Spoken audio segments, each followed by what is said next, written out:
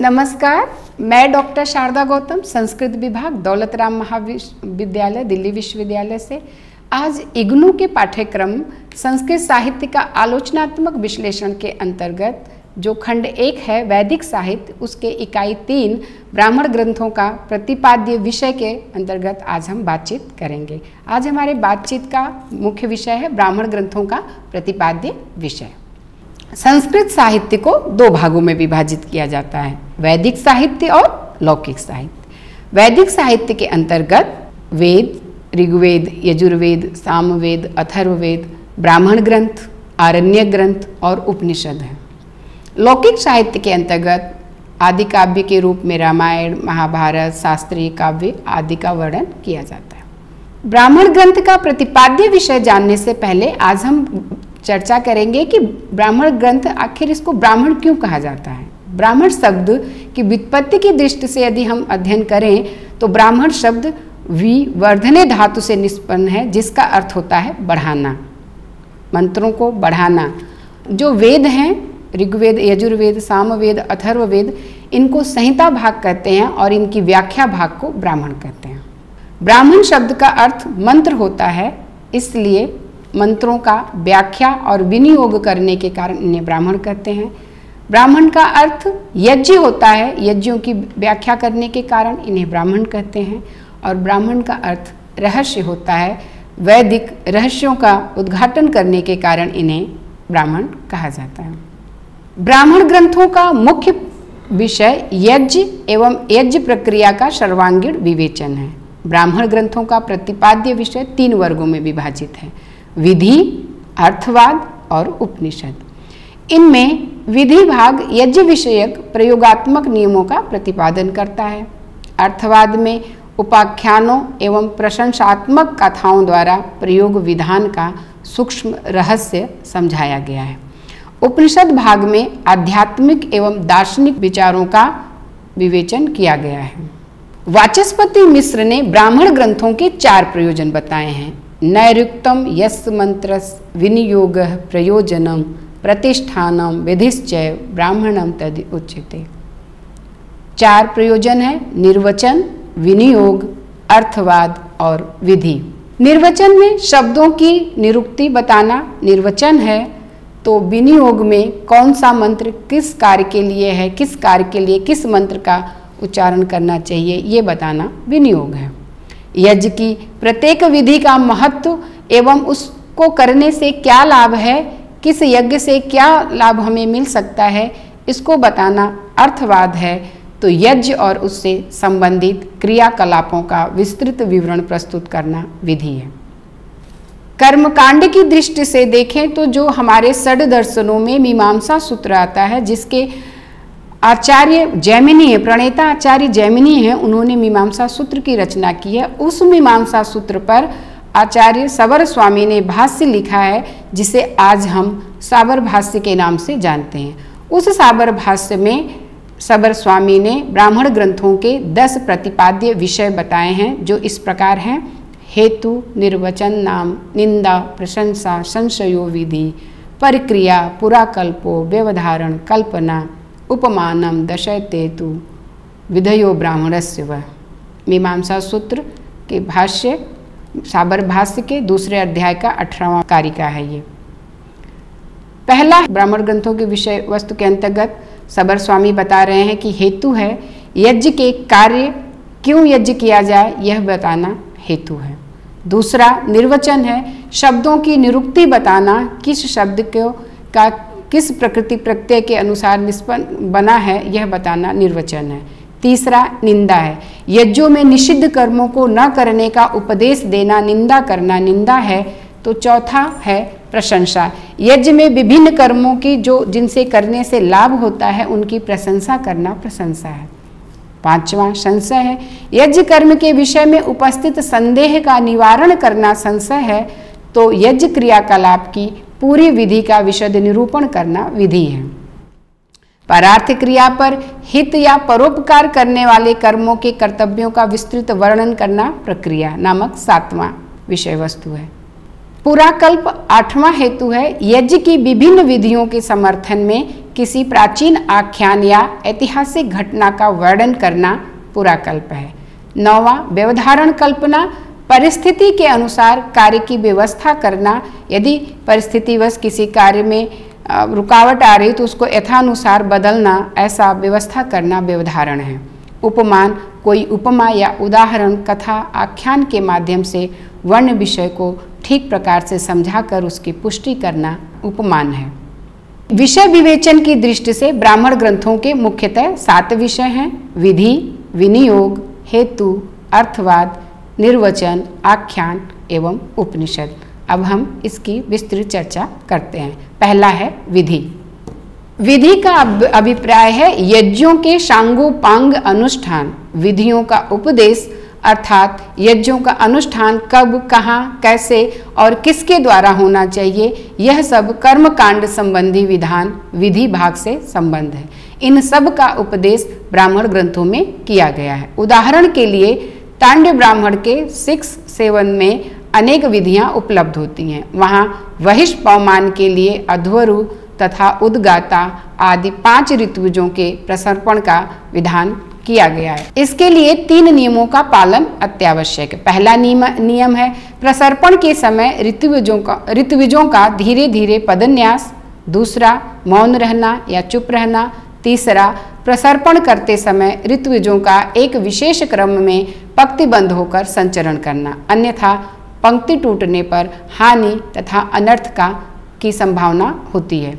इस प्रकार शतपथ ब्राह्मण तो विधि विधानों की विपुल राशि का भंडार है। शतपथ ब्राह्मण की आरंभिक कंडिका में ही सहेतुक विधि का निर्देश मिलता है।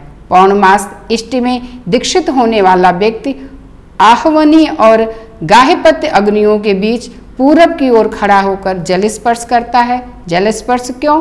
जल पवित्र होता है, अर्थात वह यज्ञ के लिए उपयोगी होता है। झूठ बोलने वाला व्यक्ति यज्ञ करने के लिए उपयुक्त नहीं होता है, अतः जल का स्पर्श करने से वह पापों से दूर हो पवित्र बन जाता है तथा पवित्र होकर दीक्षित हो जाता है।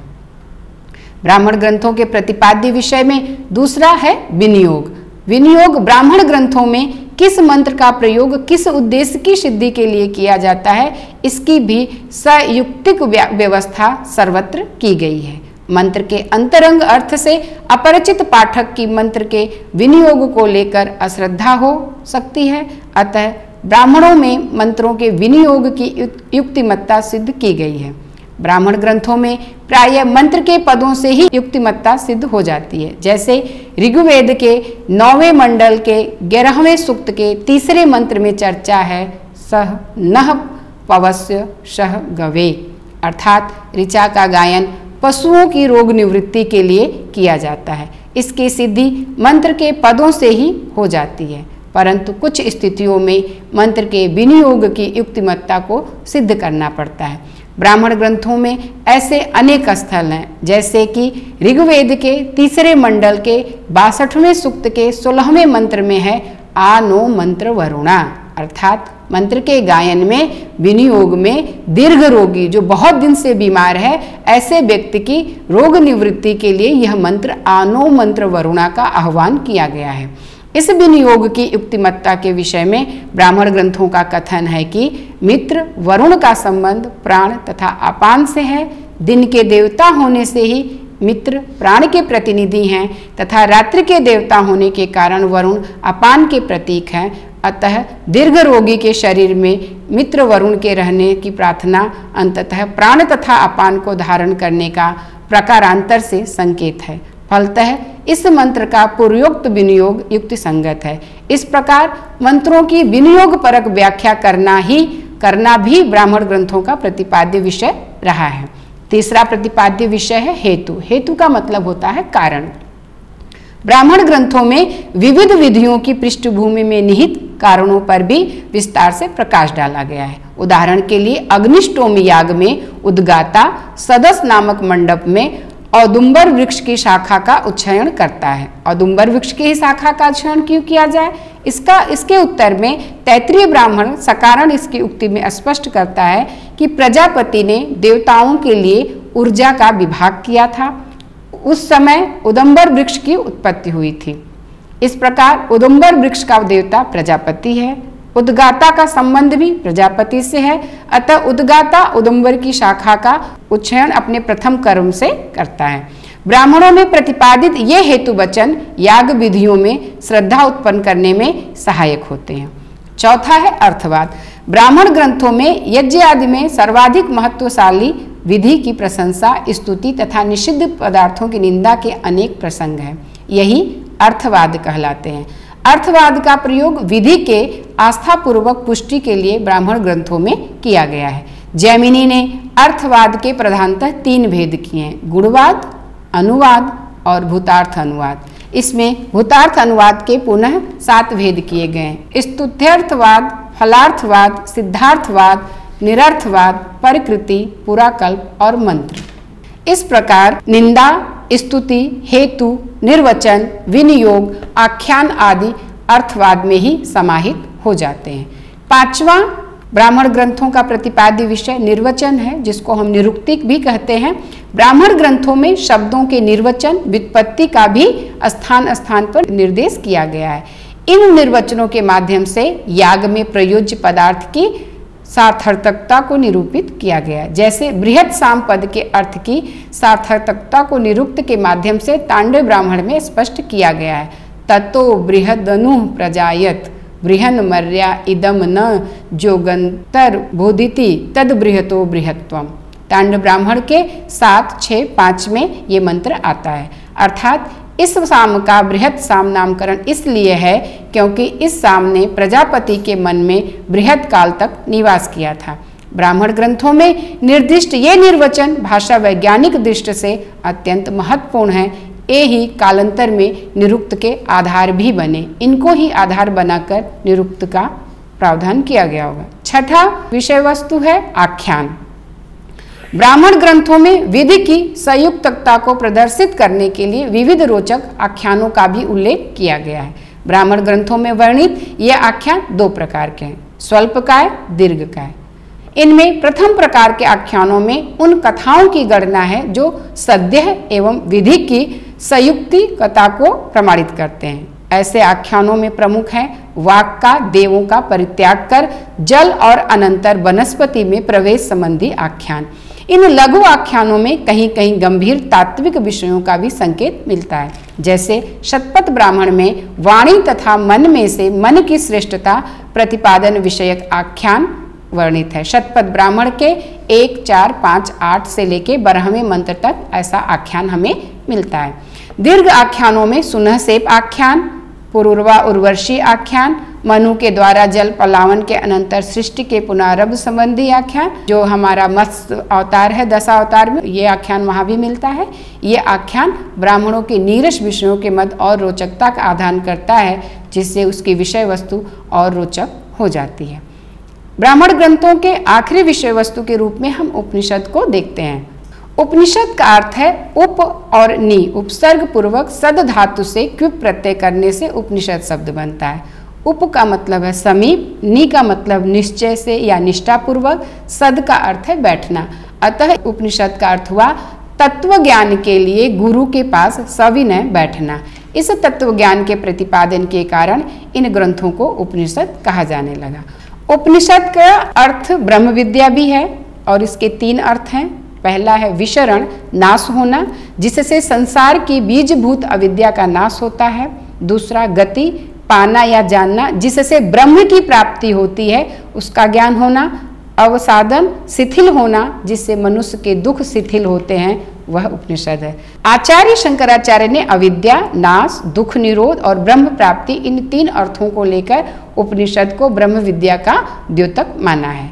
उपनिषदों की संख्या 108 से लेकर 200 तक मानी जाती है। इनमें से 11 उपनिषदें प्रमुख मानी जाती हैं। इनके नाम है ईशावास्योपनिषद, केनोपनिषद, कठोपनिषद, प्रश्न उपनिषद, मुंडक उपनिषद, मांडुक्य उपनिषद, तैत्तिरीय उपनिषद, ऐतरेय उपनिषद, छांदोग्य उपनिषद, बृहदारण्यक उपनिषद और श्वेताश्वतर उपनिषद। इन प्रामाणिक उपनिषदों पर ही आचार्य शंकराचार्य ने अपना भाष्य लिखा है।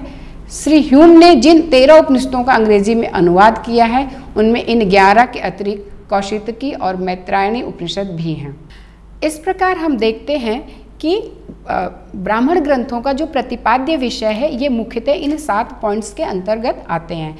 उम्मीद आशा है कि छात्राओं को इस व्याख्यान से कुछ सहयोग प्राप्त होगा। धन्यवाद।